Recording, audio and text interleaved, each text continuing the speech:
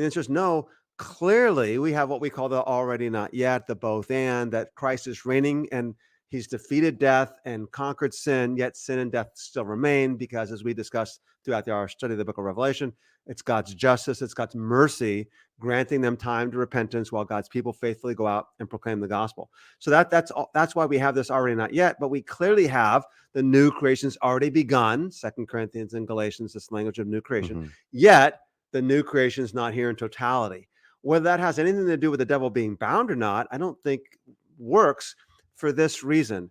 It would work if we assume that the binding of Satan is a literal binding of where he's completely bound.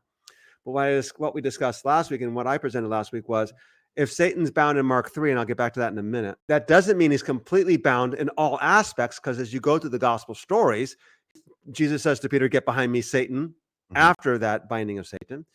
Satan influences Peter's remark about Jesus being the Christ and not suffering. Satan entered Judas, the Gospel of John says. So Satan's still active.